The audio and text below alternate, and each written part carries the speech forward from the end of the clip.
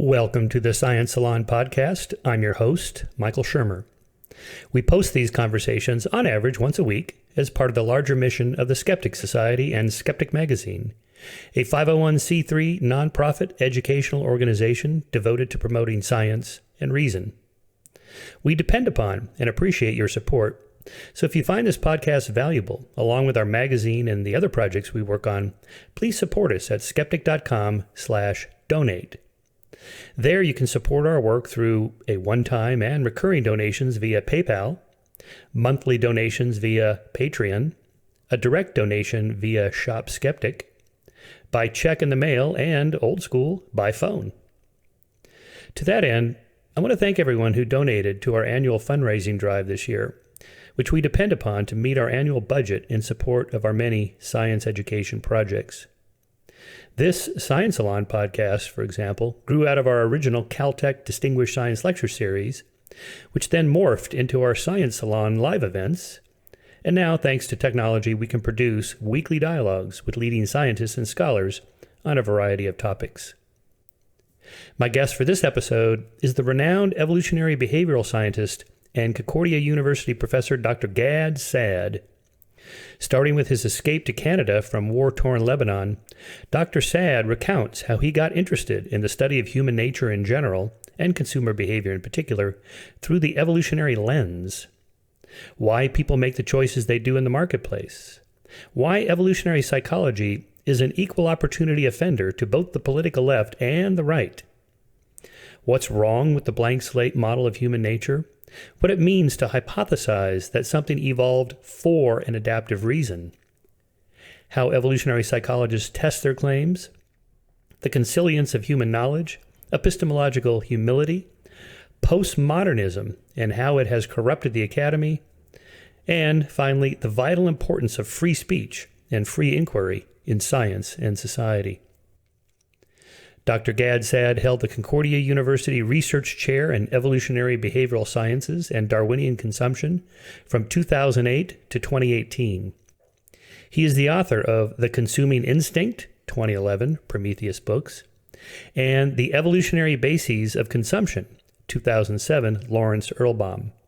He's the editor of Evolutionary Psychology in Business Sciences, 2011, from Springer. And he is finishing his next book on idea pathogens and how they have spread like a contagion in the academy, now spilling out into government and corporations. He's also the host of the popular podcast, The Sad Truth, which focuses on science, religion, political correctness, multiculturalism, postmodernism, third-wave feminism, Islam, safe spaces, trigger warnings, and many other topics. I've been a guest on that show a couple of times, and Gad is just one of the most interesting podcasters working today. So with that introduction, I give you Dr. Gad Saad. This is your host, Michael Shermer, and you're listening to Science Salon, a series of conversations with leading scientists, scholars, and thinkers about the most important issues of our time. So let's give our listeners a little bit of a background in case they haven't seen your many appearances on Joe Rogan and Dave Rubin and so on, where you've talked about coming from Lebanon to, well, first the United States for your graduate training. First to Canada, first to Montreal. All right. Grew up there from the age of 11. Right. Then left to the United States to pursue my MS and PhD. Then came back to Montreal. Okay, all right. And now now you're in California, another foreign country. California, it's not Israel, the promised land. California is the promised land. Right. I spent 2 years at University of California, Irvine, as a visiting professor, hoping that it would potentially turn into a permanent position. It didn't. And so I went back to the cold of Montreal, kicking and screaming. And California's always been sort of a second home to me because I've been coming here since the mid-'80s. Right. I have a brother here. I have other family members here. I've worked at UC Irvine. So it really feels like a second home. Right. So you're here every year and you hit all the media stuff while you're here. And you guys are staying in Newport Beach, which is super nice. That's right. Yeah, well, that's a cool background. But the way you got here was not so pleasant, right? I mean, you guys had to escape Lebanon during the Civil War. So we're Lebanese Jews. We were part of the last group of Jews that had remained in Lebanon. what would happen in Lebanon is, as the animus between Israel and the Arab states would, wax and wane, it would become a bit more precarious to be Jewish in Arab countries. And so much of my extended family had left Lebanon, and we were really part of the last bastion of Lebanese Jews, very few left. And then when the Civil War broke out, it became truly untenable to be Jewish in Lebanon. And so we lasted for the first year of the Civil War, part of the first year, but then we really had to leave. What's the dates on this? Early 70s? So this is mid-70s. Mid-70s, yeah. And so we left end of October. I had just turned, my birthday is October 13th. I had just turned 11. Oh, boy. And I went from bombs raining on my head to snow raining on my head. Wow. How did you process that? At age 10, 11, you kind of know what's going on. But you knew. Yeah. I knew. I mean, I always tell people, and that's one of the reasons why I'm so dogged in my fight for liberty and freedom in the West, because Westerners don't really know how well they have it here. Right. When you come from lands like the one I come from, and you see how ugly human nature can manifest itself, and how you shouldn't be taking freedoms for granted, then you really get upset when you see some of these intrusions against freedom happening in the West. And that's why I'm so dogged in my defense of liberty. So when a student says they're just trying to survive at a 4-year university I'm not in the United States, you're not impressed. I'm not crying. Yeah. Well, that's another reason why I fight against this so-called snowflake generation and the social justice warriors, because it really is frustrating to see people manufacture a faux victimhood narrative. There are real people who truly suffer around the world. Let's leave our sympathy and empathy to them and not manufacture this garbage. This is kind of a behavioral psychology problem in terms of adjusting your standards for what you're willing to accept. Right. To me, it's a mark of moral progress that yesterday's students protested the Vietnam War, now they protest Halloween costumes. So on the one hand, it's absurd, but on the other hand, it shows how far up our standards have become. Like, what are we willing to tolerate? And so it's probably a good reminder to have people like you say, hey, it could be much worse. None of this is inevitable. Exactly. It could all go south. Right. And you've been there to see that. And you were asking how did I process it when I was 10 and 11. You realize that you could die at any moment. But as a child, I think you're also protected by a bit of innocence. So when I think back now of the number of ways that we could have been killed, for example, simply stepping out of your house, there were snipers everywhere that all they did was blow people up without knowing who they are. Just that's all they did. Snipers all over the place. We used to either jump underneath the table or not as a function of the whistle of the bombs coming our way. So you talk about the behavioral plasticity and the malleability and the adaptive nature, adaptive response of humans. Well, we learned that depending on that whistle signature, the bomb is not going to really hit here. It's going to hit 3-4 houses down, so we're safe, versus the way the whistle is coming, it's going to hit close. So all of these things were part of my daily reality for that first year. So when you entered college, did you know what you wanted to major in? Like, I want to understand human nature, so I understand the problems of my country, or did you stumble into... I didn't so much link it to my personal history. I always knew I wanted to be a professor. There were two things that I was very passionate about: soccer and academia. And I was lucky to be very good at both. And so my goal was to play professional soccer and then become a professor. Then I had some injuries, so that sort of accelerated entering the professorship. I knew that I was very interested in quantitative things. So my undergrad was in mathematics and computer science. Oh, wow. But then I always had an interest in the behavioral sciences. I even had thought at one point about clinical psychology or psychiatry. But then I felt quite disillusioned by, I don't know if you know the book by Robin Dawes, 1994, House of Cards. Oh, yes. That book was very influential on me because, although I had also read other psychoanalytic and psychotherapeutic stuff that seemed like a bunch of gunk. And so even though I had this desire to help people through psychotherapy, I felt that so much of it was BS, and I was very much coming from a scientific background, so I dropped the idea of going into clinical. So I was looking for something that was behavioral. Now what should it be? I did an MBA where I became very interested in consumer behavior, psychology of decision making, and so on. So when I went for my PhD at Cornell, I met up with a gentleman by the name of Jay Russo, who's I don't know if you know him. I've heard of him. Yeah. So he's a top psychologist, a big mathematical and cognitive psychologist. And so he had suggested that I take a course with Professor Dennis Regan, who is a social psychologist at Cornell. And about halfway through the semester, Professor Regan assigned a book by Martin Daly and Margot Wilson called Homicide, two of the pioneers of evolutionary psychology. Now, I was interested in studying consumer behavior.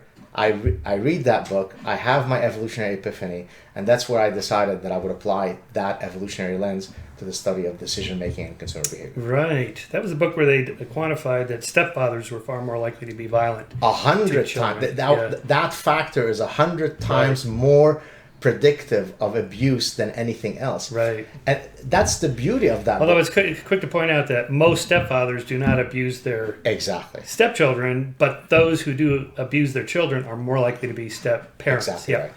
Exactly right. And it's interesting that you sort of had to give that little caveat. But one of the things that you often get from detractors of EP, evolutionary psychology, is when you explain something like child abuse or rape or infidelity, people think that you are offering scientific justification for that reality, or that you're condoning it. And the rebuttal that I always offer is the following. To argue that is like saying that an oncologist is justifying cancer, is pro-cancer. But it is incredible how much that dragon, no matter how many times you slay it, it comes back alive. Right.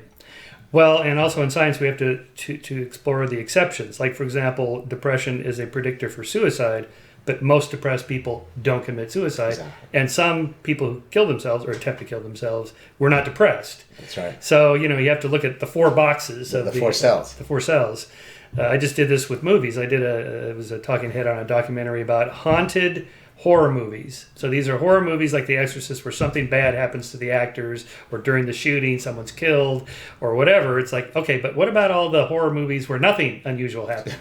What are you talking about? We're not interested in those. Like, I know, but you got to be, because the exceptions test the rule you're trying. A classic example of that is something called the cell A bias, where you say something like the following: how come every time I'm in the shower, the phone rings? Well, of course, it's because you didn't code the three other cells. Your brain doesn't code the non-recurrences, so you get the false sense that cell happens more often than it really does. Yeah, I kind of had a similar track. I went initially into astronomy. My first class in college was an astronomy course. I thought, this is it. I want to be an astronomer. And then I realized how much math is involved in physics. I'm like, okay, I can see I'm not too good at that. So then I got interested in the social sciences, but mainly I had a couple of professors as an undergraduate, and they had a great life. It's like, this is what I want to do, more than the field, the professorship, because you like that lifestyle, the autonomy. The autonomy. And these guys were 3-month summer and the Christmas vacation for a couple of weeks and so on. And it's like they're gone Friday morning by 10. They're gone for the weekend. And but this doesn't mean that they're not working. It just means that they have autonomy. That's right. I work 18-hour days, but I decide when I work. That's right. Yeah. I thought, boy, that's a good life. And then I went to Pepperdine, and I ended up majoring in psych, and I took an abnormal psych class. Now I'm about 10 years older than you. I think I'm 64. You're 54. Yeah. So this was the year that Bob Rosenhan did his Being Sane in Insane Places experiment, where he sent his graduate students into mental institutions to report that they had heard voices and were feeling kind of blue and so on, and get themselves checked in, and now try to get out. And it's and so our abnormal psych professor played this interview. This was on a cassette tape. It was so great. I still have the cassette tape, and it still works, by the way. That where he talked about once they got in, then everything was interpreted through the lens of this person is insane. Like, they were bored out of their skulls, these graduate students in these mental institutions like Camarillo State Hospital. Up in Camarillo. It's a terrible place. It's like the One Flew Over the Cuckoo's Nest kind of thing, right? So they're bored, they're taking notes, they're writing, they're doing painting and this stuff. And this gets recorded in the psychiatrist's notebook. Patient exhibits excessive writing behavior, clearly erupting these emotional conflicts. And I heard that, thought, this is bullshit, this abnormal stuff. Very much like my response. Yeah, exactly. And then I had a professor who had a early 20s daughter who was having depression and some other issues. He said, would you like to just try talking to her to see how you like clinical stuff? I mean, just like 2 hours with this young woman, I thought, clinical is not for me. It's not that it's not good to have somebody to talk to or somebody to listen. It's just, that's not my thing. And I think in my case, I have sort of two opposing forces that affected my decision to leave clinical. On the one hand, I'm very much of a helper. I want to come in and sort of be the heroic savior, if I can put it that way.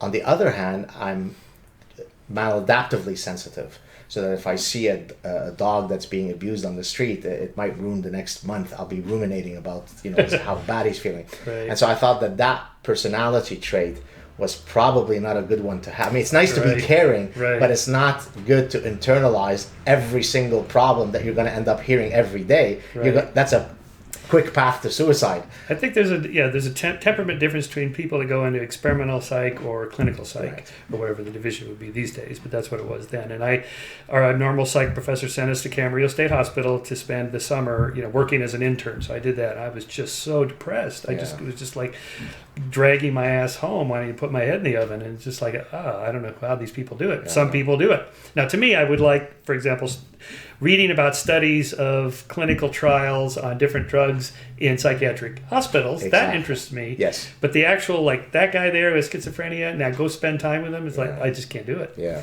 And I guess, I'll tell you a quick story from UC Irvine when I was a professor there. So at one point I was teaching an MBA class where a lot of the students were nighttime students who, many of them came from the medical profession. So they were typically physicians or various mental health practitioners who were getting an MBA. So at one point in one of my classes, I'm talking about psychoanalytic approaches and how these have been taken in marketing. Right. This was a consumer psychology course. Right. So, for example, word association, right? Word association comes originally from psychoanalysis. Right. I say mother, and you say Hitler. Okay, let's dig deep. Okay. Well, that word association was taken up by marketers, where they want to know what is your latent, association with Mercedes. Right. But you might not want to say that it's because I'm a show off and I want to just show that I'm, powerful. So what's the first word that comes to mind when you think of Mercedes? So in talking about these psychoanalytic approaches, at one point I started really attacking many of the utter BS that many of the original psychoanalysts, Freud and Jung and so on, came up with. So at the end of the class, a very demure, very respectful student comes up to me. She says, Professor Saad, I just want to tell you, I'm a psychiatrist by training. Thank you so much for attacking these guys. Oh, wow. Because when I was a psychiatrist in training, whenever we would hear about all these theories, we didn't feel, the confidence to attack some of this. It felt so wrong. So it's nice to have someone with your stature. Right. So that shows you that even someone who was trained in psychiatry did not have the strength to say a lot of this stuff is utter BS. Right.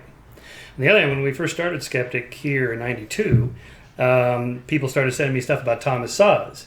If you guys are skeptics, you should be skeptical of psychiatry. So I started reading Saz, and I remember the Bob Rosenhan experiment, and it's like, this is all bullshit. There's no, wait a minute, there is such a thing as mental illness. Of course. It's not socially constructed. Right. I read Foucault's book, it's like Madness and Civilization. Oh, that's right, yes. Madness was invented in 1667 in Europe. Like, what do you mean invented? Okay, I understand there's a cultural context. It's a social construct. Yeah, but it's not, there's brain chemistry. Right. And it's surely that, genetics, these things have to make some sort of difference. Well, you asked me, I think offline, we were talking about whether we were going to discuss postmodernism or not. And so the three French postmodernists, the gurus, I call them the original bullshitters, Michel Foucault, Jacques Derrida, and Jacques Lacan. Jacques Lacan, I think, was a trained psychiatrist. Does that sound right? I think so. It's now, I know we're not going to talk much about postmodernism, but there's a story that I've told on a few occasions that's worth repeating to this audience. Yeah. There's no overlap. So in 2002, I think, I had been invited by one of my former doctoral students who had just defended his dissertation out for dinner. Myself, my wife, we didn't have children then, and his date for that evening. And prior to going out to dinner, he gives me a heads up. He says, I just want to let you know that my date is she had the holy trinity of bullshit. Okay. She was a radical feminist who was a cultural anthropologist, all cultures are equal, and so on, and a postmodernist. I said, oh boy. Right. I said, but don't, basically he's warning me, please let's not have any big nasty debates. Okay, right. This is about celebration. I said, let's talk about soccer. Right. Let's talk about soccer. Mum's the word. I'm going to be on my best behavior, which of course I didn't stay true to that. At one point during the dinner, very politely, I asked her, so I hear you're a postmodernist. She said, yes. I said, so is it correct to say that the starting position is that there are no objective truths? Everything is subjective, of course, other than the one objective truth that there are no objective truths. She says, yeah, absolutely. I said, okay, well, I'm an evolutionary psychologist, so of course I study things like human universals. Do you mind if I take a crack at throwing some what I consider to be human universals, and then you can show me how they're contextualized, they're contingent, they're relative, and so on. Absolutely, go for it. Wow. And your friend is going, oh no! Exactly. By the way, I've told him recently that thank you so much for that dinner, because I've gotten so much mileage out of that story for the past 16 years. So I said, okay, let's start with this one. Is it true that within Homo sapiens, only women bear children? Is that a human universal? So she scoffs at my sexism. Yeah. She's disgusted by my stupidity and says, absolutely not. I said, no, it's not true. She goes, no. Well, there is a tribe off some Japanese island where in the spiritual realm, it is the men who bear children. So by you restricting the definition of childbearing to the biological, the material realm, that's how you keep us, barefoot and pregnant. Whoa. So then when I always joke when I recovered from my partial stroke after that idiocy, I said, okay, well, let's not maybe discuss something as controversial as who bears children. Let's remove all these kinds of sex differences, that minefield of danger. How about this? How about from the vantage point of anywhere on Earth, have sailors since time immemorial relied on the following universal: the sun rises in the east and sets in the west. He went straight to physics. What do you think you have an idea of how no, she... I don't know how you'd spin doctor that one. Okay, well, there she used Derrida's deconstructionism. She basically said, well, first of all, what do you mean by east and west? And secondly, that which you call the sun, now this is literally true, I'm not being hyperbolic. That which you call the sun, I call dancing hyena. I said, great, so then the dancing hyena rises in the east and sets in the west. You call it whatever the dancing you want, hyena is what I have to put dancing hyena lotion to protect myself against dancing hyena burn when I go to the Caribbean. I won't play those labeling games. Now, she wasn't an anomaly. She wasn't a freak who misunderstood postmodernism. She was aping all that nonsense. Right. And I've been immersed in that stuff because I straddle both the natural sciences and the social sciences, right? And a lot of the stuff that I see in the social sciences that is hinged with all kinds of, that's laced with all kinds of postmodernism, it's all garbage. Yeah. So my position is there's very, very little that we've benefited from postmodernism. Yeah. In the history of science profession, it kind of went through this in the 80s when I switched and got my doctorate in history of science from psychology. Should have stuck with psych, I think. But in any case, it was just starting to go through that kind of deconstruction, postmodernism. Yeah. In terms of the context of science being practiced by a community of people in which the culture kind of dictates the sorts of questions you're interested in asking about nature. So I could, okay, that's a good point there. So I could see some of the points that they make, like for example, like with ADHD kids, there's a huge spike in diagnoses of ADHD, and then the medications are applied. Okay, so I could see the argument that really little kids that just are high energy, like little boys that want to run around, and they don't want to sit in rows of desks for 8 hours in a day with a few breaks in between, and that the medicating them to calm down and keep them in the desk so that they don't run around, that would be an example. It seems like you're calling it some sort of disorder when really it's just a contextualized. Right. If this kid lived 100 years ago and he's on a farm, he'd be running around and all that energy would be great. So there, Foucault's example of the sort of social construction of madness, I wouldn't apply it to schizophrenia, but something lighter like that, I can see their argument there. Right. So basically you have an edifice of 100 buildings of BS, and you have to go to building 83 in the corner to pick up that one nugget. Right. But the rest of the edifice is just stacked with BS, right? So, for example, if I were to read, as a matter of fact, I have read grant applications coming from graduate students, most of whom were postmodernist types. I read 40, 50 grants. it was utter pure gibberish. I mean, literally the gibberish that you would get from the grievance studies hoax, right? So how could it be, right? I mean, think about it. If you're studying neuroscience, or if you're studying literature seriously, or you're so I'm not a science elitist that only if you study biology or psychology or mathematics you're serious, but if you study Shakespeare you're not. I'm not arguing that. But you can't depart from reason, from logic. Now, if I'm reading 40, 50, 60 grant applications, of which not one am I able to know whether that is part of Pete Boghossian's satire or not. That's not, the ratio of BS to good nuggets is not a good one. That's the bottom line. Yeah, we did an issue of Skeptic on this argument in the mid-90s about were the Egyptians black. There was this a 3-volume series called Black Athena. And the argument was that the Greeks got so-called Greek philosophy from the Egyptians. And the Egyptians were not red, they were black.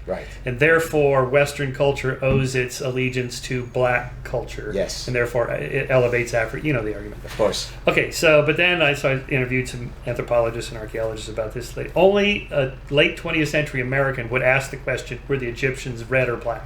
Egyptians would not have, what are you talking about? What has this got to do with anything? So that would be an example of the culture telling science, go study this question because we want to know the answer. Okay, why are we even asking this question? It's like, why there's gender differences in whatever cognitive abilities or athletic abilities. Why are we interested in that? I mean, this is a very late 20th century American obsession. My wife's from Germany, and one of her observations of American culture is you guys just talk about race all the time.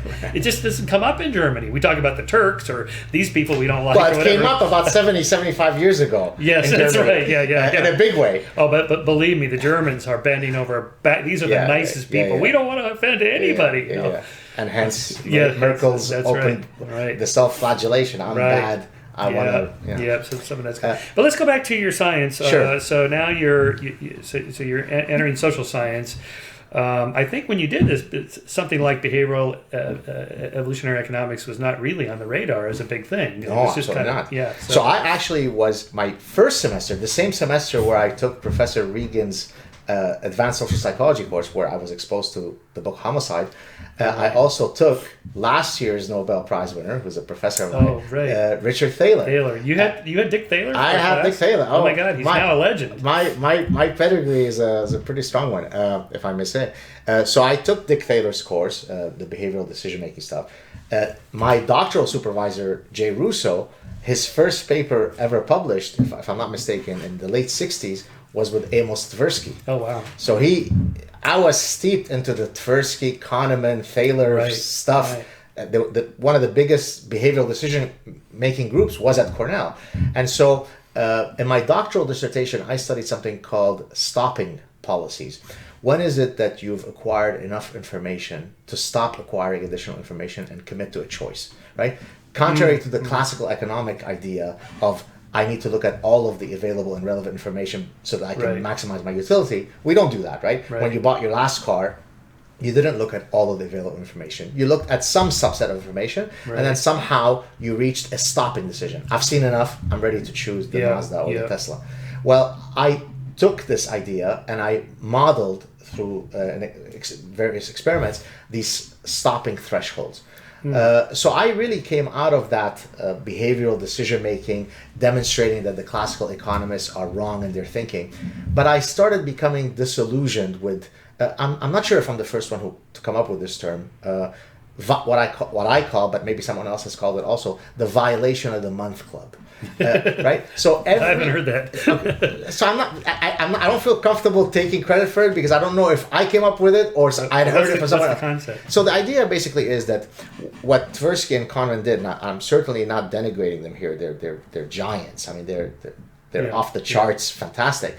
But what their tradition ultimately ended up doing for the past 40 and 50 years is there is this Homo economicus creature that exists only in the deep recesses of the economist's mind, Right. where there are these axioms of rational choice. So if I prefer car A to car B and I prefer car B to car C, then I must prefer car A to car C. That's called the transitivity axiom. Right. So there's a bunch of these axioms of rational choice that anyone who is considered rational, according to that axiomatic definition of rationality, has to abide by them. And if you don't do that, then you're being irrational. What Kahneman and Tversky did first and then Thaler did later in behavioral finance is demonstrate that no, Homo economicus is not real.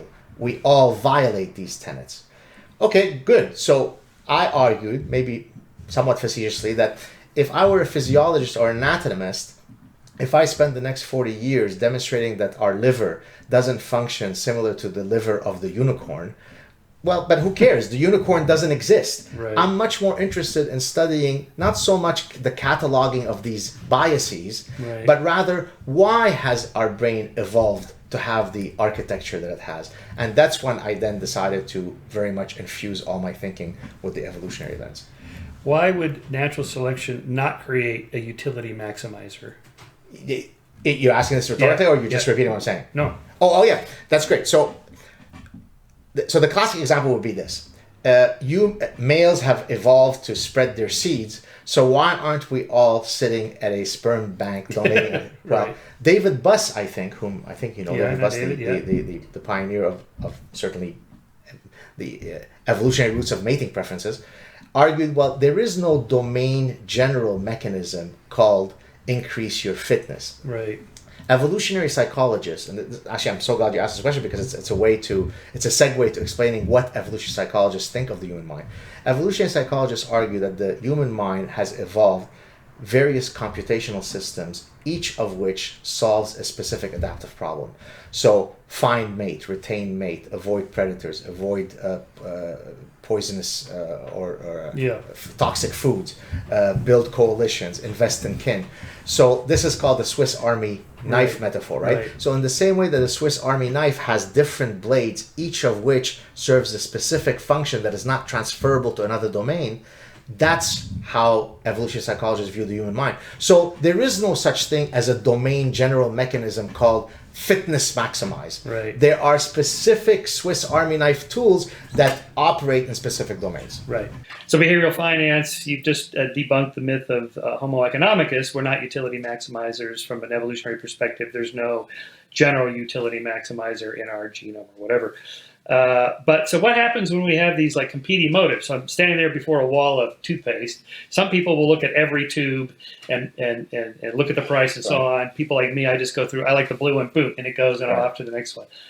So there must be personality differences? Yeah, there are many. And so I spent a whole lecture in my consumer psychology seminar where I discuss how personality affects choice. Oh. And so to answer your question, one very appropriate personality trait for what you're talking about is something called maximizer versus satisficer. Oh, right. Right? So this is the Barry Schwartz Right. stuff. He wrote a book called The Paradox of Choice. Why is it the paradox of choice? Because it turns out that if you have more choice, it's not always better. Which Right. again is an attack on classical economics, right? Because you get pissed off when you have too many choices. You get sort of paralysis. There's too many choices. Right. Four choices might be better than having 8 choices. And classical economists will say, no, how could that be? You're more likely to increase your utility if you have more choices to choose from. Well, so a maximizer is someone who, as part of his disposition, his personality trait, needs to look at all the information, make sure he got the best deal, the best card, so on. A satisficer, and satisficer is not a misstatement of satisfying. Okay. It's a specific word. To satisfy means to say good enough. It's good enough. So some of us score very highly on maximizing, others score much closer to satisfying, and that ends up predicting quite accurately how much information do you look at before you stop and commit to a choice. Which is back to your doctor. Back to my doctoral dissertation, exactly. Right. And so one of the things that I looked at in my, this was subsequent to my doctoral dissertation, I wanted to look at all of these various moderators that affect where people place these, what I call stopping thresholds. So one of the things that I looked at, which actually is relevant to a science salon, you'll see in a second why I'm saying this. So I had gone in 1995, this is 1 year after my PhD, to a conference in economic psychology in Bergen, Norway. And one of the guys who was speaking there is a very well-known economist, neuroeconomist, behavioral economist, George Lowenstein. And I think you might know him. Yeah. And he's very much part of that Thaler gang. And he was talking about the fact that in much of psychology of decision-making, the tradition that I come from, everything is viewed through the lens of cold calculation or cognitive psychology. But hot cognition, anger, lust, your blood sugar being low, all of these things affect your decision. Now, the average 4-year-old knows that. But somehow all the economists, whether they're the classical economists or the Tversky Kahneman types, never seem to incorporate these hot cognitions. Now, as someone who was at this point increasingly steeped in evolutionary theory, it seemed obvious that obviously we're both cognitive creatures, but also emotional, affective creatures. Yeah. And so I decided to marry my original research in the stopping thresholds and look at a specific emotional moderator. Specifically, what I want to look at was dysphorics. Now, this goes back to linking it to my interest in clinical psychology. So dysphoria is the opposite of euphoria. It's not quite clinical depression, but it's not just the transient, I feel pissed off today. It's an enduring blue state. When my dog died, I hate my job. It's not going well with my wife. So it's not quite I can't get out of bed, but it's a lot more than I'm just pissed off today. It's a malaise. But it's a longer malaise, right? Yeah. Exactly. And so there's a scale that you could apply to people, a psychometric scale that measures how they score on dysphoria. And so what I wanted to do was study whether the extent of information search that people engage in prior to making a choice, whether that is moderated by one's dysphoria level. And I was very interested in this problem because, well, first it spoke to that issue that Lowenstein said, look at emotional states as part of decision-making. So I was heeding his call. But also, when I looked at the literature, every possible effect had been found. So some people had found that with greater dysphoria, you're less likely to search for information. Life sucks, who cares, why spend time? Other people thought or found and theorized that when you're dysphoric, you feel helpless. One of the ways you can gain control back in your life is to commit more resources in making a decision. Some people found no effect. Some people found curvilinear effects. So it was all over the place. So I didn't feel confident to propose any a priori hypotheses. I said, let me just see what happens. So I had, I think, maybe 16 or 17 different metrics that I had collected. I did this on what's called a process tracing interface. So on a computer interface that measures the order of information you look at, how much information you look at. So I had, I think, 17 different measures that I could compare across dysphorics and non-dysphorics. And I think on all but one, I found no difference between the two groups. So it was a very robust finding. Yeah. The null effect was a very special issue in, is it on yet? No, forget. To a special issue in a top journal called Cognition and Emotion. Oh, right. And the editor of that special issue, should I say his name? I guess it's not, but yeah. It's Norbert Schwartz, who's now here at USC. Oh, right. He's a very well-known psychologist who was at University of Michigan. And I got back the editorial letter, and what do you think the letter said? But, I don't know. Null effects. Null effects, yeah. Hey, great paper, Gad. Yeah. Beautiful theorizing, beautiful methodology, great. Too bad about the null effects. Well, right? But that's an effect. Exactly. So I said, but. So it's the file drawer problem. Exactly. Yeah. So I said, but shouldn't we be reporting that? Right.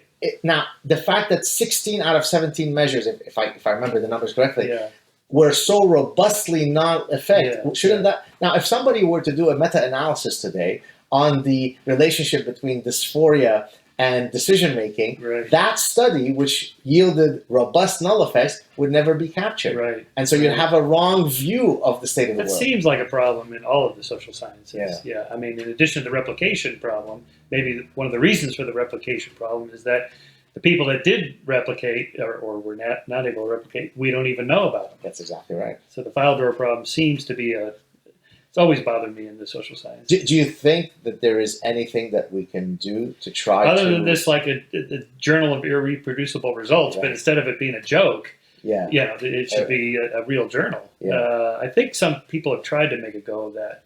I haven't followed that too closely. The other thing that concerns me about talking about emotions and cognition, that's the name of this journal, is that we're reifying those words into something in the head. If we deconstruct emotion and think of it as just something that makes the organism move in a certain direction or behave in a certain way. This is my behavioral Skinnerian background. Right. By the time you got into it, it was dead. But when I was in my first graduate program is in a Skinnerian lab, we were testing the matching law of, if we doubled the reinforcement quantity or quality on the right bar versus the left bar, would you have twice as many bar press. It's a little bit like, preferential choices. Sure. And it only works for a while. The curve kind of starts to slope off where they don't double the number of bar presses continually as you double the quantity or quality of reinforcement. So, but just something like the evolutionary psych finding that, men prefer 0.67 hip to waist ratio, and women prefer men with a broad shoulders and narrow waist, whatever it is, or, symmetrical faces. Sure. No one walks around in a nightclub with calipers going, okay, now let's see here. Exactly. But you don't have to, because natural selection created these emotions like, I like that. Exactly. What does that mean? I have a feeling. So, but we use that word like feeling or emotion like it's a thing. It's just chemistry. Right.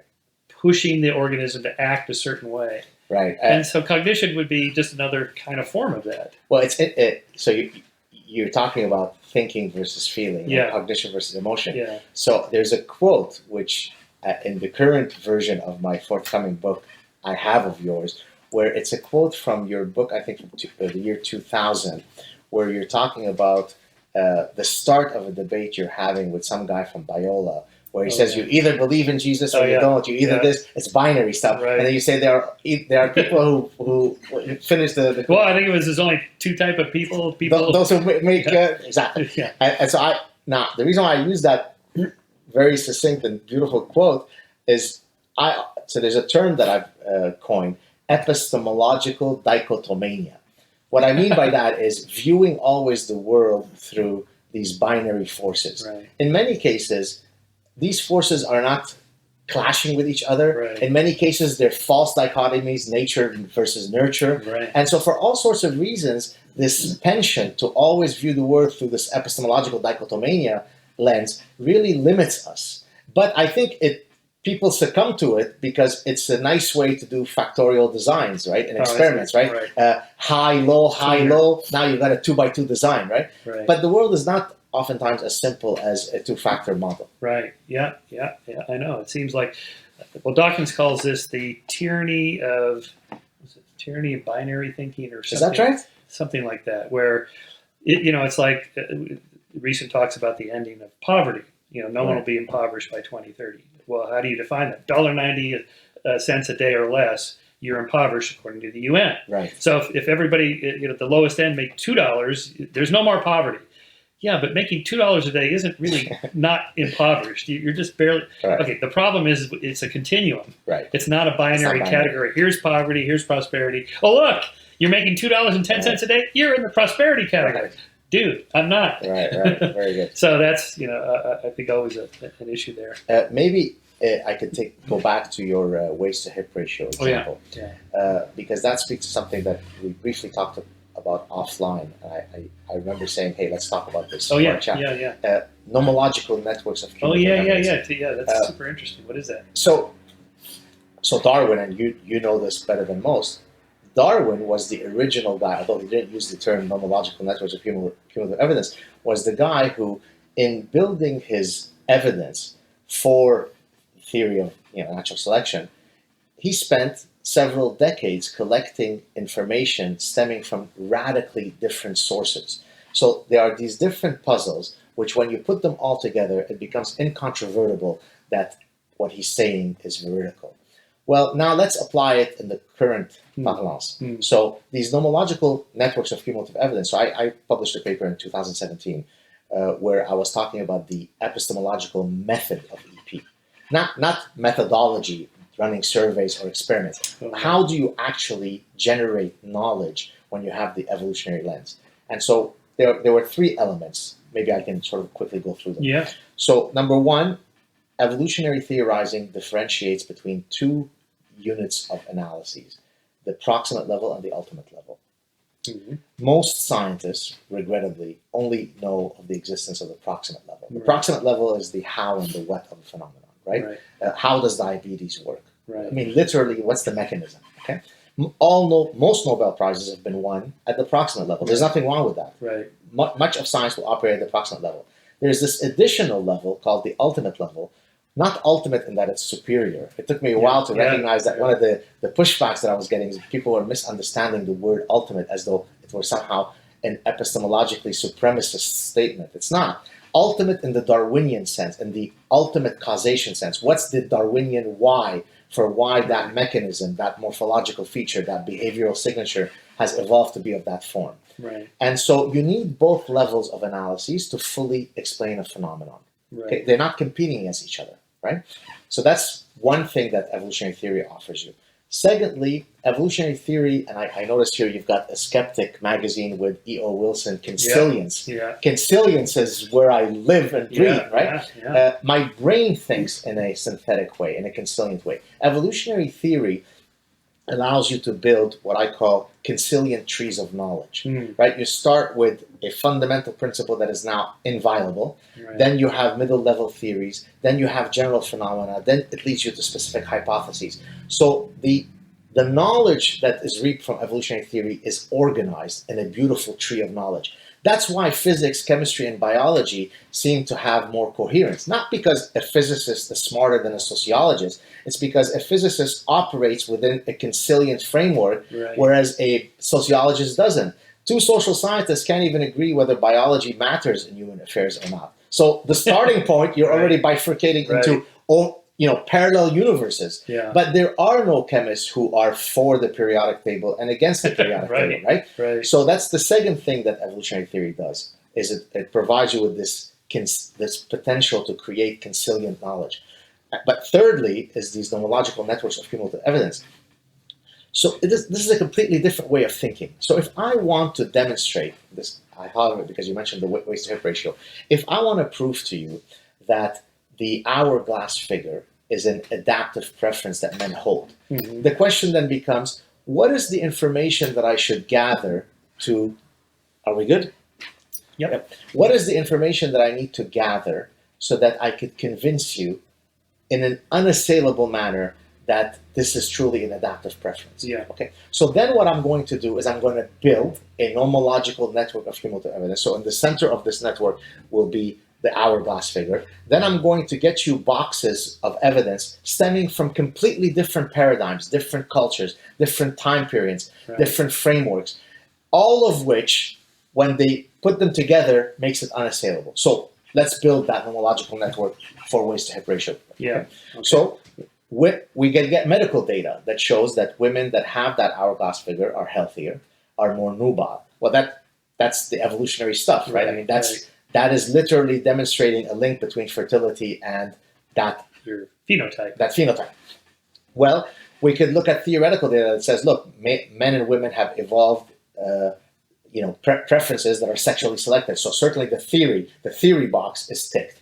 I could get you data from many, many different cultures, all of which, when you show them different silhouettes, will point to the same one. So now I'm not only using undergrads from my lab at Ohio State with 22 students. I'm actually going into the field, getting data from 50 different cultures. I'm going to the Yanomamo tribe in the Amazon and showing that there is this universal preference. I can get data that comes from different elicitation techniques, not just paper and pencil. I could get eye tracking data. I could get neuroimaging data that shows that men's pleasure center in their brains light up more. There's more neural activation pattern when they see the hourglass figure. I did a study looking at the advertisements of online female escorts across 48 different countries. Very, very different countries. Yeah. It comes very close to 0.7. Right. And I'll leave the last. There are many other findings, but I'll leave this one for last because it's the most brilliant one. This study was done, I can't remember the name of the folks. They looked at congenitally blind men. So these are men who have never seen anything. So they couldn't have been socialized by Oprah magazine and by whatever TV and movies and so on. Congenitally blind men have a preference for that figure. It's done through haptic touch. They're touching something. They're touching a mannequin. So when you put all of that information together, it becomes so unassailable that it's very difficult to argue against it. That's why I get so upset when people, usually these people, I like to call them naturally lobotomized, argue that evolutionary psychologists, all they do is engage in just so storytelling. Right. Because good evolutionary psychologists, I call them naturally lobotomized. Oh my God. Okay. I call them, well, the people that they're blank slaters, I call them cognitive creationists. Okay. Because they're mostly on the left. And, evolution stopped right there. It applies down here, but not up here. Yeah. I call them actually also flat earthers of the human mind. That's the term I used with Daniel Dennett when he came on my show. So they argue that, it's just so storytelling. The reality, though, is that a good evolutionary psychologist sets the evidentiary threshold actually much higher. And the way he or she does that, is precisely because we're trained to think using these nomological networks. So let's look at an exception to the rule that is often given by EP critics. Something like Rubenesque, literally, paintings of big women, and that was attractive centuries ago. But with the consilient approach, you can say, that exception seems to disprove the rule, but there's 500 other studies of these other lines of evidence. How does your Rubenesque example counter all of those others? Exactly. But although the Rubenesque example is not actually an anomaly, because when you look at the waist-to-hip ratio of the Rubenesque model versus the very thin model in vogue, they both, what changes is how much weight they have on their bodies. But they don't. The ratio stays. The ratio stays. I didn't know that. So it's you see what I'm saying? So although your more general point is true, and which is the following: when we talk about the hourglass figure, we don't call it a universal. Typically, we use the term near universal, precisely because it is contingent on local niches, meaning that there is an interaction between the genetic preference that's coded in my brain and yours, and local environments. In environments that have endemic caloric scarcity, men will shift. So it's as if you've got a radio dial that's set here, but then I could go this way or that way, which shows that there is behavioral malleability, behavioral plasticity. That speaks to another annoying criticism of evolutionary psychology, where people say, but you don't care about culture, or you don't care about local. No, evolutionary. As a matter of fact, there's a whole field within the evolutionary behavioral sciences called behavioral ecology. What behavioral ecologists do is they look at differences across cultures as adaptive responses. So rather than looking at human universals, they try to explain the why of why culture A does it this way and culture B does it this way. The best example of this particular phenomenon that I like to give is a field called Darwinian gastronomy. Have you heard of this one? No. So how many? What do you got? 3 hours? How many hours do we have? We can go on forever. Is it food preferences? It's differences in culinary traditions. Oh, right. So a cultural anthropologist or a cultural psychologist simply revels in cataloging differences. The Mexicans do it this way, the French do it that way, good night, everybody. Okay, that's fine, but who cares? If you don't explain to me what is the underlying mechanism that generates these differences, you haven't gotten to the ultimate explanation. There you go. So if we look at, say, spice use, why do the Swedes have non-spicy food, but the Mexicans have spicy food? Well, several researchers, actually from Cornell University, my alma mater, one of them is a evolutionary neuroscience type of guy. I think Sherman, I think, Paul Sherman. I think he's the one who termed the term Darwinian gastronomy. He looked at patterns of spice use around the world as a function of the ambient temperature of that culture. Now, why is that? Because food pathogens proliferate more or less depending on the ambient temperature. Spices have an antimicrobial property. This is called the antimicrobial hypothesis. So a cultural tradition evolved as an adaptive solution to a biological problem. So it's not nature or nurture. It's not culture or genes. They operate as an interaction. Yes, very interesting. Yes, I think it's that fear that so-called blank slaters, cognitive creationists, whatever, have, that if there's a biological component at all, therefore we can't change it. Exactly. And therefore, any inequalities in society must be the result of, you would say, because of biology, we can't do anything about it. I, the uber liberal, would say, no, it has to be culture so we can change it. This is a false dichotomy. Exactly right. And incidentally, so in my forthcoming book, I talk about idea pathogens. So in the very same way that parasites can neuroparasites can parasitize animals' brains. Toxicoplasma on its one.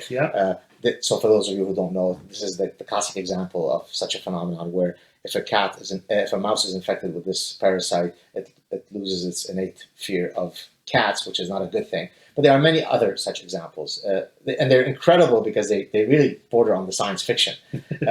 And so I take this idea and I argue that humans suffer from another class of parasites. They're called bad ideas that parasitize our brains into doing maladaptive things. So all of these postmodernism, radical feminism, cultural relativism, identity politics, these are all idea pathogens that originally started in the ecosystem called the university. And then they spread and they have really bad downstream effects. Well, to speak to your point about blank slate and so on, many of these idea pathogens actually start off from a noble place, right? So the blank slate premise is actually quite a liberating framework. It's complete bullshit, but it's liberating in that it says, had Michael or Gad been hugged enough, they could have been the next Michael Jordan. Right. So if only we could engineer the environment to be conducive for anybody to become the next Michael Jordan, then everybody has equal potentiality. Right. So each of these idea pathogens is similarly rooted in an original noble cause, but that noble cause negates reality. Right. So we have to destroy the edifices of reason so that we can all feel better about the world. Right. And then you end up with all these idiotic ideas. Yeah. Steve Gould was a pretty good friend of mine, and I kind of deconstructed from knowing him, his kind of obsession with debunking the idea that intelligence has a genetic component. Right. His famous book, The Mismeasure of Man. But he's mostly hammering 19th, early 20th century social Darwinism and other, sort of biologically determinist arguments that turned out not to be very well made. Right. And so I kind of see the point all the way up to where the research got much better in the 50s and 60s and so on. That kind of gets ignored by the blank slaters. But you can really see the concern. I mean, he was a secular Jew, but sensitive to oppression of peoples that have been pretty horrific, and the way people were treated in terms of cataloging them by their IQ scores, and or any kind of medical thing. Like there's a famous case called drapetomania, which is the tendency for blacks to try to escape from slavery. This is a disorder they have. We have to cure this because they supposed to want to be slaves. This is good for them. This is their place. That's the default state. Yeah, that's the default state. And so Gould talked about all those kinds of things. It's like, so when you read it in the context, like, okay, I can see why people then end up being concerned about the Charles Murrays of the world or whatever. But do you think, and I often ask this question of people with whom I have these wonderful conversations in different variations, do you think that Gould, since you knew him, or other folks similar to him, who are otherwise obviously intelligent, sophisticated people, did he believe this BS in the deep recesses of his mind when he goes to bed at night and puts his head on the pillow? What's the BS? There are no IQ differences. The blank slate premise, the Lewontin stuff where he hates EP because of his Marxist background. Right. Is it just that they engage in this self-deception on steroids so that they truly believe it? I think so. Okay. I think he truly believed it. Although he would always say, of course, I'm not saying that there's no biological element, or I'm not saying this. It's enough of a qualification to deal with, some things you would throw back. Oh yeah, I know that's true, but so I do think, well, although ideologies are powerful, it's one of your idea pathogens. Idea pathogens, for sure. The question is but which are the right ideas or the wrong ideas, or good, better or worse ideas, because they do have an effect on our thinking that way. So I'm often conflicted about the whole race and IQ thing. When I was, again, in graduate school, already, this is when Arthur Jensen was in the hot seat and talking about these race and IQ differences. And my psych professor showed, there are these racial group differences, and they are clear, 15 points and so on. I'm like, okay. But I don't think I'd want to go into that field. Right. So I'm always curious why people want to go into that field. It's going to be trouble. And maybe it's a pure pursuit of truth, and we'll get past the social implications. And yes, there were some bad things a century ago of how people misuse that information. But on the other hand, why obsess about that? And I still kind of conflicted about that. So I'll tell you a personal story that happened to me with probably the most famous of the race and IQ people. Can you think of another name later than after Arthur Jensen? Before Charles Murray? Around Murray. He died pretty recently, about 5 years ago. Oh, I'm not sure. Philip Rushton. Oh, Philip Rushton. Yes, I know all about him because we kind of we did an issue of Skeptic defending his right to free speech. Right. Because he was in trouble, and I forget what Canadian university. University of Western Ontario. He was like vilified, and he had this whole thing about K-selected versus R-selected species, and blacks have larger penises than whites, and Asians are smaller. How did you get this data? Condom companies, like, holy shit, who does this? Right. I mean, I can't imagine going to a condom company. Okay, do you have any data on Asians versus blacks versus what? Right. So here's the personal story. Yeah. So at the 1996 International Congress of Psychology, which was held that year in Montreal, my home city, I was speaking on data so I finished my PhD in 1994. So one of the things that I looked at in my doctoral dissertation, when those stopping thresholds, I looked at how time pressure affects where you set these thresholds. Not surprisingly, when you're under time pressure, you look at less information. And so what you do is you relax the threshold so that you can hit the threshold quicker. Okay. And so I was going to present data. This is not at all controversial. This is sort of hardcore cognitive psychology decision making. Yeah. So I'm speaking at this conference. The room is packed, maybe 1,500 people. And I know they're not there for me because I was a nobody. I was just finished my PhD 2 years earlier. Now, I had made the mistake of not seeing who the other people in my session were. No. So I think you know where the story's going. Oh my God. So before I got up to speak, Rushton, and so now I realize why everybody's there. There's probably about 1,500 people in the room. Oh my God. And you can sense, and he's doing his whole black-white cranial volume, the whole thing, right? And I'm thinking, I'm going to get lynched by proxy. Right. I'm dead. Right. Yeah. And I'm someone who doesn't feel very nervous speaking in front of crowds, but I was truly nervous because I could read the room. Now, the good news is that the minute that he finished, out of the maybe 1,500 people that were there, 1,425 followed him out as he made an exit. Yeah. And so when I got up to speak, there were one person here, one person here. And I was very, very pleased that the room was pretty empty. So I've since spoken to several people who've known Rushton, and I've always asked them, so what's the bottom line? Was he racist? Did he? Yeah.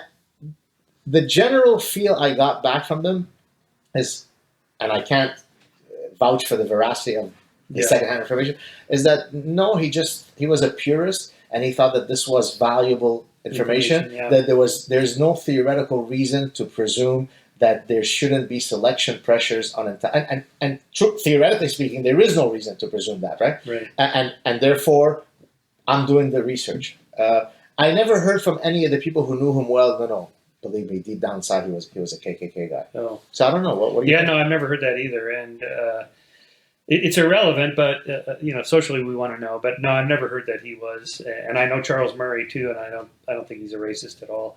But again, it's like, okay, but why do you want to go down that path? Why is that interesting to you? So the way I would answer it is, I've been asked on many occasions, is there any forbidden knowledge that you wouldn't? Yeah. And my answer is always an unequivocal no. Because but not forbidden. Like the academy should never study this, but you personally. Let somebody else worry about it. But then if we do that, don't we then succumb to the tragedy of the commons where ends up doing but you can't study everything. So you study behavioral finance. Why didn't you go into race and IQ differences as a research? Right. Okay. Yeah. For whatever reason, it didn't tickle my fancy. Yeah. Okay. But what I'm saying is, I would not. I am the purveyor of all grants in the world. I would not say, oh, hey, don't you dare study that. Okay. Yeah, I see. Right. Right. I'm saying, all bets are off. Yeah. As long as you stay true to the scientific method, I don't care what you say. That's my argument too. Yeah, I know James Flynn, and he and I did a Target article for a journal that I commented on with a bunch of other people. And basically his argument, which I agreed with in defense of free speech, is that he really wanted to know exactly what the science says. He's an uber liberal, and he does not want racial differences in IQ to have an effect in equal society, that we should do something about that, right. Whatever the cause, and the only way to know is to really study it hard. So he does. And this is how we discovered the Flynn effect. Right. IQ scores are going up 3 points every 10 years. He was the one that figured it out because he wanted to know, are there really racial differences? Is it biological? Is it cultural? What do we know? This is how we discovered.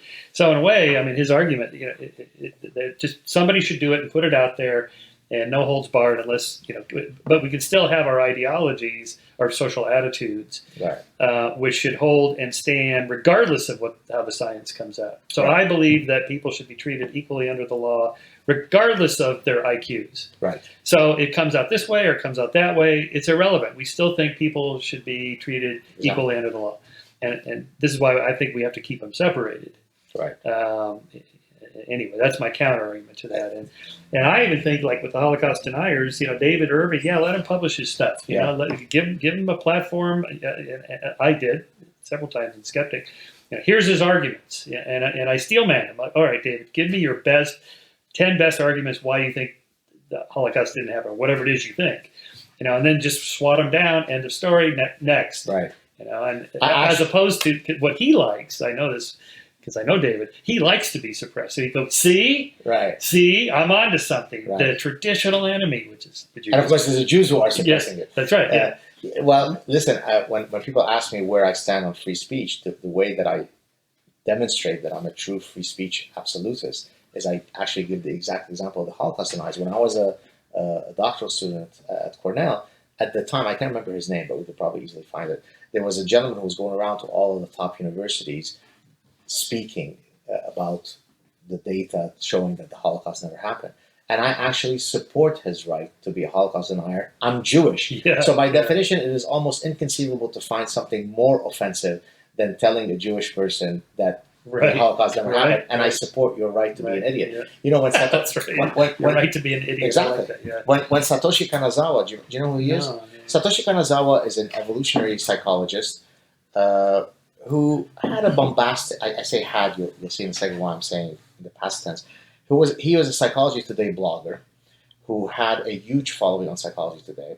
And at one point, he wrote an article where he was simply reporting on data from some survey, not his research, someone else's research, looking at attractiveness preferences across races. Black women were judged as less attractive than white women, whatever it was.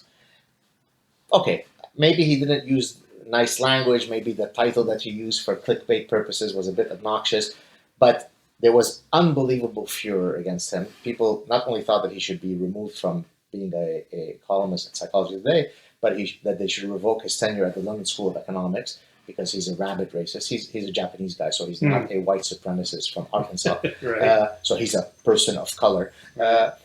And I was probably the only one who wrote an article. This is, I think, back in 2010, where I said, purging a blogger sets a dangerous precedent. If he is saying racist things, let that racism shine through. Let his words serve as his punishment, right? Yeah. You can't imagine how many people wrote to me, some of them pretty prominent, saying, thank you for writing this, but I don't have the courage to have taken that position. Right. That annoys me. What frustrates me is the amount of cowardice that so many of our intellectual colleagues exhibit. And so few of us have the fortitude to actually put our heads up. So let's bring two of these threads together, behavioral finance and economics, and our concerns about social issues with social media and these tech giants that are now being on trial with Congress and so on about having a monopoly. Do we need to regulate them to adjust the utility maximizing of social media or whatever? Or do you think the market could actually correct things with competitive YouTube, competitive Twitter, whatever? I'll start off by saying I'm utterly confused about what my position is. Okay. Because I can truly see valuable arguments on both sides. I think this is a demonstration of epistemic humility. I always tell people, when I know something or think that the evidence is on my side, I walk with all the right swagger. When I don't know something, I've got the epistemic humility to say, I don't know. Yeah. So I'll start off by saying I don't know. They are really as you know, the market is already correcting with Patreon. Yes, right. So this is what you just asked is very timely. Right. I've lost. That's what I was thinking of. I've lost about half my Patreon supporters. You did. Now I didn't have the type of support that some of these friends that we have had. I was at my most. I was probably making around $3,000 a month, and then after the Lawrence Southern thing happened, I don't know if you know, about a year ago, Right. they went after this journalist, a freelance journalist from Canada. Yeah. That brought me down by about half. And now with the Carl Benjamin, the Sargon of Akkad guy, Right. now I'm another half down. So I'm probably at around a quarter of whatever I was at my most. Right. I'm probably now around 300 something patrons. At my most, I was at 750, 800. So you think these are protest votes against, not you, against patrons? Exactly. Yeah. But of course, You were hurt by it. exactly. So I appreciate the fact that that's how they want to punish, but they're punishing a whole bunch of other people that have Right. absolutely nothing to do with it. Right. So I mean, my intuition says that there probably needs to be some sort of government oversight of these folks in the same way that there's government. I'm a strong capitalist. I'm a strong libertarian, Yeah. but the government does have to step in and regulate certain things. So my intuition is, yes, the market could correct some of these problems, but we probably need to have some government oversight. Yeah. What's your feeling? I think that, well, yeah, I'm always worried about governments intervening when they think there's a problem that may not be a problem. Okay. So, like when the State Department was FTC, I guess, sued Microsoft as a monopoly when they bundled Netscape and forced everybody to take that if you're going to buy the Microsoft product. Okay, but by the time that ground through the courts, it took 3 or 4 years. Right. The Netscape was dead anyway. So it's like, by the time the government would get in to regulate things, there's probably, hopefully, going to be competitors for YouTube, Facebook, Twitter, and so on. I don't know what that would be. Somebody with a lot more money than you and I have come in and go, okay, you know what? I'm sick and tired of this. I'm going to do this. Right. And now someone like Peter Thiel, who could afford to do it, but he's on Facebook's on their board, corporate board, so he can't do it. But there's got to be somebody to do that. Yeah. What amazes me, I mean, as someone who not only studies it, but also lectures on psychology and decision making, I'm amazed that someone like Jack Ponte, the owner or founder of Patreon, how there's been so little public introspection on his part. Just to let you know that we had some tech issues, but that's okay. We're going to try to seg out to the bigger picture. You've written several leading textbooks and hundreds of scholarly papers on these particular specific issues of behavioral finance, behavioral economics, evolutionary economics. Your next book is a rather different subject and grander subject for you. Also trade, not a scholar, not a textbook. Just to correct you, the other ones weren't textbooks. 2 of them were academic books, meaning academic. Yes. One was a trade book. Okay. This is another trade book. That's not evolutionary based, other than the fact that the way ideas spread could be considered an evolutionary mechanism, right? So the field of evolutionary epistemology or memetics would certainly. So I do apply the biological metaphor, as I mentioned earlier, of how brain parasites can parasitize different organisms to idea pathogens. Right. And again, the idea here of idea pathogens is that many things that we end up doing are terribly maladaptive precisely because they end up parasitizing our ability to think straight. So, for example, when someone starts off with the idea of open borders is the only way to go, and short of that, you are a rabid Nazi KKK member, no sane, logical, rational person could actually propose such a position if they weren't parasitized by a bunch of these idea pathogens. And so what I do is I look at various truly important issues that we face in the world today and demonstrate that the genesis of these forms of suicidal stupidity stem from originally the ecosystem of the universities. I don't know if it was Orwell who said something to the effect of, only intellectuals can come up with such stupid ideas, or something to that effect. That literally is true. So postmodernism and identity politics and the cultural relativism and radical feminism and the rejection of what I call biophobia, the fear of biology and explaining human affairs. All of these things, only intellectuals. Biophobia, I like that. Only intellectuals can come up with such stupidity. So you're doing for the university what Dawkins did with religion and the God delusion. That's exactly right. Yeah. And a lot of times people say, "Oh, but come on, aren't you just exaggerating the effect of these?" I mean, so you got a couple of social justice warriors. No, because these guys. I mean, Justin Trudeau, the prime minister of a leading Western country, is a product of having been parasitized by a tsunami of these idea pathogens. Right? He grew up in that highfalutin progressive thing, and now we suffer the consequences. Look, I held a chaired professorship, university-wide chair for 10 years, and I applied for the next chair, which should have been a shoo-in, frankly, with all due modesty. I didn't get it, no doubt, because I failed on some of the immutable metrics that come now with the equity and diversity calculus. The Canada Research Chairs, which is the chaired professorships that are endowed by the Canadian government, now have to abide by equity and diversity. So the place where a meritocracy should be the ethos that is guiding our how we met out grants, how we is now gone. It's all about whether you are Indigenous woman who's also transgender. Right. So I was a little conflicted about this until about a year ago or so, because like if you go to Chapman University where I teach, or your university, I give talks at public talks, you walk around campus, you don't see much. Right. There's not like constant protests or anything like that. So it's not the occasional eruptions that happen that end up on Tucker Carlson's campus craziness for the week. You can always find a few clips. You're more worried about this sort of deep-rooted, institutionalized. Absolutely. And it's not the explosion that matters. It's the stuff that you don't pick up. So, example, I receive innumerable. I could fill up this whole house with the letters and emails that I receive from professors, from students, from staff who say, I'm afraid to open my mouth. Well, nobody's picking that up. Right. That person is suffering in silence short of sending me that email. Now, imagine if 10%, 20%, 30% of the students, and that's probably a gross underestimate, are feeling that. That's where the intellectual terrorism comes in. It's not just for you to see the explosion. It's the fact that you're supposed to be going to this university setting so that you can explore ideas, expand your mind, and everybody is afraid of their shadow. Everybody is afraid of uttering one word out of place. That's intellectual terrorism. I ask my students every semester, how many of you self-censor when you're talking to... All of them. All of them. Every hand goes up. That's it. There it is. And not just with me, but with each other. They're afraid to speak out. I mean, I gave a talk at the Manning Conference, which is a political conference that happens once a year in Canada. Manning was a prominent politician. So I guess you would probably consider him libertarian, to use the nomenclature of the United States.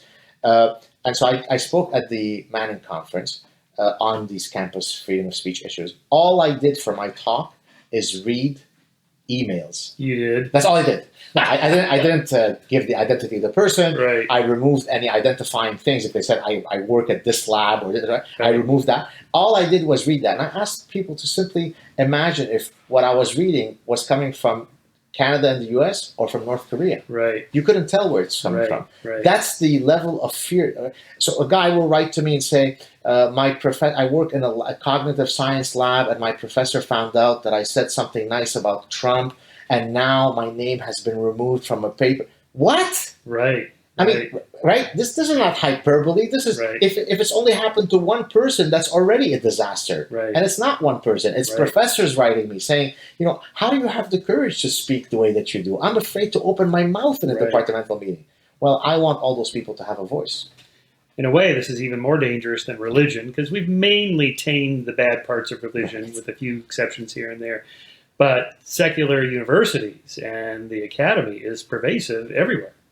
It's everywhere. And those kids graduate and they go in the corporate world. And government. And I mean, James Damore, right? Yes, that's Google. Not university, that's Google. Right. Do no evil. Right? Is that the, don't be evil. Yeah. Right? Okay. Yeah.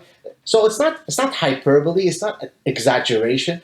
The other thing I would say is, oftentimes people say, but what percentage of the students are the hardened social justice warriors? Right. My rebuttal is always this: how many terrorists did it take to bring down the... 19. 19. Right. Didn't take 19 million, 19,000, 19 billion. It took 19. Right. And now our psyche is damaged forevermore. It took 19 people. Right. So you don't need 17 million people to be walking around on campus with red hair. Right. You need enough people to cause enough of a chilling environment, and the intellectual terrorists have won. Right. Now, the solution is very simple.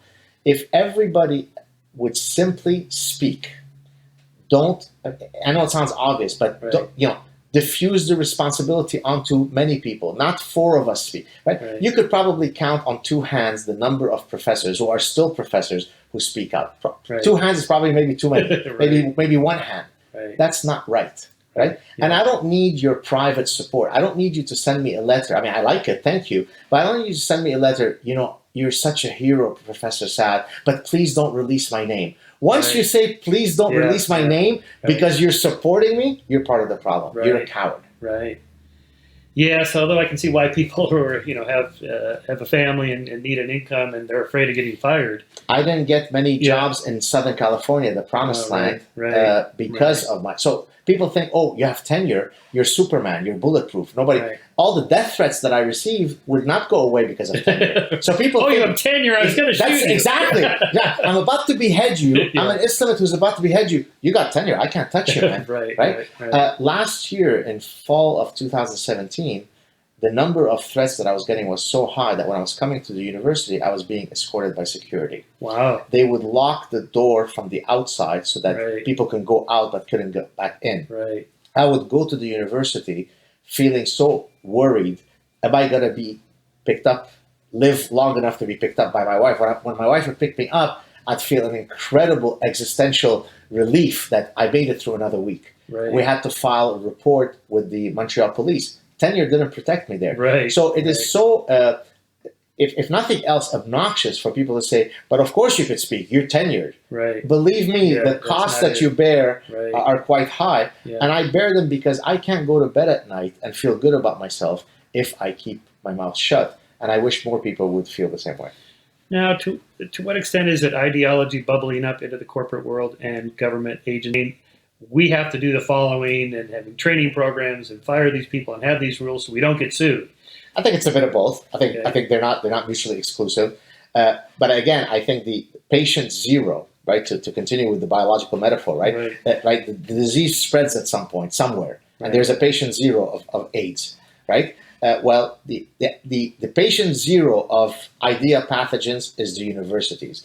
This is why professors are really in the best position to be fighting against the infestation of these bad ideas. Right. That's where it originates from, and that's where we have to fight it at ground zero. Right. So the idea that, but I'm too busy in my lab to do my own work and so on, that's again cowardly. Right. You are trained as an intellectual. Look outside your narrow area of expertise. Contribute to the greater battle of ideas. And again, to go back to one of our original points, I come from a culture and a society where these freedoms weren't guaranteed. So I really do appreciate how easily some of these freedoms can be taken away from us. So to counter that, this couldn't happen in America, maybe in the Middle East, I can see that, but here we have these protections. But it is happening. It is happening. Yeah. I think Ronald Reagan said, and I'm paraphrasing because I don't remember the exact quote, that every single generation there are huge intrusion against liberties, and we have to be mindful to protect. In other words, the nefarious forces are always there, and you have to always be on the lookout. That's the bottom line. Right. It's only because the West has had it so good for so long that you think it can't come here. Right. But it can. Now, I don't mean to sound so alarmist that tomorrow we're going to be under martial law and Sharia law, but it's bit by bit. It's the old, I know that the parable doesn't quite hold out the scientific, the boiling frog thing, but let's assume that it's the old, in marketing you call it the just noticeable difference, right? Oh, right. And, the just noticeable difference, when you're taking a candy bar and you want to increase the price of the candy bar, you don't want to increase the price because people are cognizant of the price increase. So what do? You decrease the weight of the bar. Right. So if it's at 100 grams, you want to reduce it psychophysically so that at 90 grams, nobody can still tell the difference. So you want to fall below the just noticeable difference. Right. That's what's happening to the intrusion of our liberties. It's a great analogy. Thank you. It's bit by bit, right? It doesn't matter. I don't notice it. I'm too busy buying my tomatoes at the grocery store. It's my daughter's birthday. I got to prepare for the dinner party. Right. Let somebody else worry about that. No, that's how the enemies of reason get a foothold. Do your part. However small your voice, however big, you've got a voice, use it. On that point, Nadine Strauss's book, Hate, Countering Hate Speech with Free Speech, and she makes the point, which just knocked me off my chair. If we had these criteria back that hate speech is violence and therefore people should be silenced, anti-slavery abolitionists in the 19th century would have been banned from all the southern states. You can't come down here and say that stuff. This could lead to That's slavery. violence. That's violence. And it could do that. Right. There's some of these slave revolts were that. So, again, more free speech is always the solution, I think. It's almost you can't give the nuclear codes to the Soviets. Right. Okay, that's not free speech. But that's not what we're talking about. So what's the forthcoming working title of the book? So right now it's called The Parasitic Mind, precisely because Right. it's parasites. Right. It might change. I might want a title that's a bit more prescriptive, right? Because I think that people don't want to just hear about the malady. They want to hear how to solve the malady. Okay. So something that says how to better think and Right. So right now the working title is The Parasitic Mind, but it might change. And it should be, I have to have the draft submitted by October. So my hope is that by early 2020. After the election, hopefully. Exactly. That's what you don't want to compete with And actually, the publisher said exactly that. Yeah. So they're pushing me to finish it quickly enough. Yeah. Do not release a book in 2020 because there's going to be 100 Trump books, anti-pro, whatever. Yeah, Right. You don't want to mess with that. Well, Gad, what you're doing, I would say you're doing God's work, but we're atheists. So. I'm doing Gad's work. Gad's work. You're doing Gad's work. Yes. Yeah. I like how you do a play on that. That's really clever. You're one of the most interesting people I've met these days working thank in you the so much. just the general area of science, freedom, liberty, free speech. All this, to me, it's a package deal. They go hand in hand. Freedom of inquiry in science, freedom of speech in society. They're the same thing. The only way to get to the truth is to talk. Well, I'm honored to have you now as a personal friend. Likewise, Gad. Cheers, Thanks. buddy.